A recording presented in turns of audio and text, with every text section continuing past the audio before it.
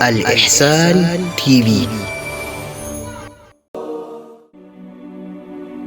في ساحة للعلم كنا نلتقي، والحب والإخلاص زاد قلوبنا، نمضي إلى نور اليقين ونرتقي قمم الفلاح وتاجنا أخلاقنا.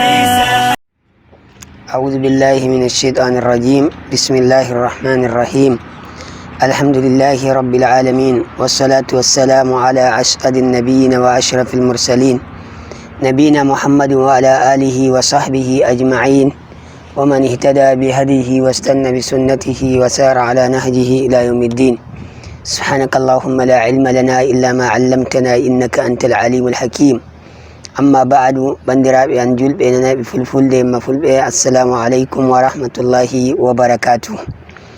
التور تبتني الله جومي روشيني دو كودن باود ايدو فتو دو در ولني الإحسان تلفزيون ولن دي باندي تتن كورتن غان عندي تنكي بندرابي من جل بدر فيجي مستر في دينا هندي إن شاء الله جومي راو جبي دن هندي نيالين altine laso ijenayi daga lewru rajab hitane ujunare go makkeme nayi e lasoji ɗiɗi manayi bawo hijira annabi sallallahu alayhi wa alihi wa sallam. inchallahu ta'ala puɗɗay jande nder deftere al akhdari. deftere akhdari ɓannon no anduɗen deftere non lattine, wato deftere bindane dow andinki en fiji mostuɗi fi julde imma senoye imma julde. modibbo binduɗo deftere akhdari kanko woni Sheikh Abdurrahman ibn Muhammad Sagir ibn Muhammad Amir al akhdari al mukanna bi abi zaidin, wato ɗo anamo kinaya imma abu zaid. abu zaidi on nana ɗum ɓiyiko ba, ngam kanko da ɗema Allah hokkaymo bawɗe te'uki hakko ma o rimani ɓiɗɗo ga wa'ay gurnan jutuɗan ba non naneten. o rimama nder siya wiyetende banɗa yusa nder diwal baskarata imma lesdi aljazair wato aljazira hitande keme jeenayi imma laso ɓawo hijira annabi sallallahu alayhi wa alihi wa sallam. o ummike nder wuro ilmu baabi ko imami ko e saki kira e makko fu modiɓɓe non, ganni o fuɗɗi jande daga nder wuro to mama makko kafin da gada o janga to babi ko wato Muhammad Sagir, da gada kuma sakike makko kamma janginimo. daga ɗon kuma o dursi Qur'ana o jangi defte fere fere nder defte dina.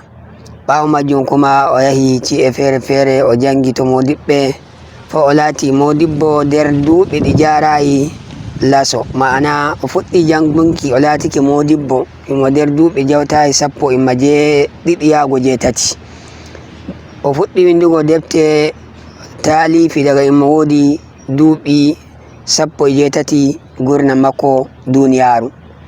kuma Sheikhul Akhdari laatike wato neɗɗo non laatiɗo dariɗo dow aqida cahika, dow aqida wato ardiɓe aqida annabi sallallahu alayhi wa sallam, imma sahabo en muɗum imma horano modiɓɓe julnam. kuma imo jangina imo nodda himɓe dow daraki dow deftere Allah imma sunna annabi sallallahu alayhi wa alihi wa sallam, imma habduki bid'a ko imma yidde yonki imma fiiji wato lattiɗi kalluɗi.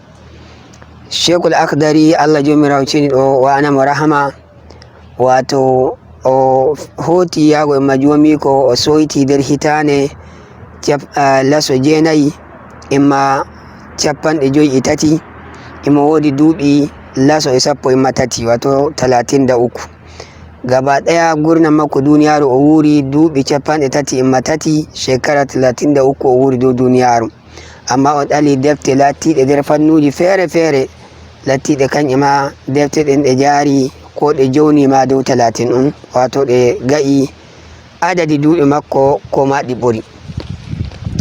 Sheikhul Akhdari Allah jomirawo ceni ɗo hinnamo o windi defte fere fere, amma deftere ɗum ɓuri andugo kayre on deftere Mukhtasarul Akhdari fil ibadat, kayre on deftere de jangeten inchallahu ta'ala. kuma deftere non lattine demoɓi fiiji senwe imma julde. amma kafin on natta nder fi ko shafi senwe modibbo fuɗɗiri wa'uki bayani imma wato as-suluku wal akhlaq non lahati hani non julɗo sennata ɓernde muɗum kafin ma yaha wa'a senuye banguɗum tokona. modiɓɓe magi'a ad-duhuru duhuran wato senuye geɓe ɗiɗi no wodi daharatul qalbi wodi daharatul a'da'i. daharatul qalbi no ga'ata cenna ɓernde ma daga keferaku e munafunci imma gikkuji ɗi kana hassada giba imma horano gikkuji lattiɗi Allah jomirawo ceniɗo waggini kuma haɗi ɗum wa'adi. to sennuki ɓernde daga imma ira ɗiɗo gikkuji neɗɗo heɓa imanu laɓuɗum imma ikhlasi hakkunde mum imma jomirawo kan woni daharatul qalbi. ɓawo majjum kuma sai daharatul badani ko daharatul a'da'i kambo in ɗum wari ɗum wa'a batu senuye nagarɗan tamamuye lotangal janaba imma ko nandi imma majjum kanƴi guete daharatul a'da'i ko daharatul badani. to modibbo al-akhdari Sheikh Abdurrahman Allah jomirawo yafomo anamo hinnay sai o fuɗɗi muqaddima wato handinki non julɗo wa'ata non neɗɗo wa'ata laɓɓina ɓernde muɗum kafin ko yaha to kono fuɗɗa laɓɓinka terɗe muɗum. non neɗɗo wa'ata senna ɓernde mum hakkunde mum imma jomirawo. to kanƴum o fuɗɗi ogo bayani o waɗi bayani dow tawhidi imma gikkuji laaɓuɗi kaniɗi komoye julɗo jogoɗi. o waɗi bayani kuma goɗɗi gikkuji lattiɗi ɗi bonnay ɓernde neɗɗo to ɗi natti nder ɓernde bano tuuni ɗi gay ɗe tundinay ɓernde kuma ɗi gaddana neɗɗo wato hotirde bonde. to sai o waɗi bayani o waggini e yaago emo majji inchallahu ɗi pat majji en nanayi nder deftere makko. ɓawo majjum kuma sai o nasti nder wo'uki bayani wato ainihi taharatul a'da'i. sai o wani en bayani dow senuye nonon daga diyam ma ira koynon neɗɗo senorto imma muɗum wato alma'u diyan. o waɗi bayani ira ɗame diyan non ɗum senoto e muɗum ira ɗame woni ɗum senetako imma muɗum. o waɗi bayani nagarɗan e tamamuye fa o yahi o waɗi bayani dow wato kitakuje hayla imma ɓesgu fa o natti ɗennan o natti nder bayani julde ɗennan kuma o yahi o natti bayani dow ainihin as-sahawu latti babuwol gol o timmini deftere makko imma muɗum kenan babu sahawi lattingol nder maggol o waɗi bayani wato fiidi laatiɗi hana nder deftere ko keɓataɗi kuma inni neɗɗo famiɗi jangiɗi wintiɗi inchallahu gorgodo in goɗɗum feƴƴonoyɗum nder julde to e andan no wa'ata woɗɗina julde muɗum. Allah jomirawo ceniɗo yaafo hinno a Sheikh Abdurrahman al-Akhdari. deftere akhdari deftere lattine ko ina eɗum jangina nder zawreji jangirɗe islamiyya imma horano julirɗe imma to julɓe kawrata kuma moggal himɓe meɗen ɗumma neɗɗo en ummike kusan kayre num fuɗɗirta imma jande. modiɓɓe de dama ga'anine sharhi wodi sharhi Sheikh Abdussamil Abi Hidayatul Muta'abbidi Salik wodi sharhi Abdul Latif Al-Mardasi yetene Umdatul Bayan dennan kuma imma wodi Hallul Masail wato sharhi Al-Sa'ad ibn Umar Mali wodi kuma sharhi Dr. Aminuddin Kano Allah jomirawo yafomo imma horano defte fere fere lattiɗe ɗum windi gam waɗuki sharhi deftere akhdari. Allah jomirawo ceniɗo fonnay en masawawa. inchallahu ta'ala en puɗɗay janguki nder deftere fodde ko Allah andini en. Allah jomirawo ceniɗo jogo juuɗe men yaaki en masawaba. Sheikhul Akhdari ɓawo o waddi bismillahi rrahmani rrahim alhamdulillahi rabbil alamin wassalatu wassalamu ala khatamin nabiyina wa imamil mursalin nabina muhammadu wa ala alihi wa sahbihi ajma'in. fuɗɗiri deftere makko imma basmala e yettuki jomirawo imma salati do annabi muhammad sallallahu alayhi wa alihi wa sallam.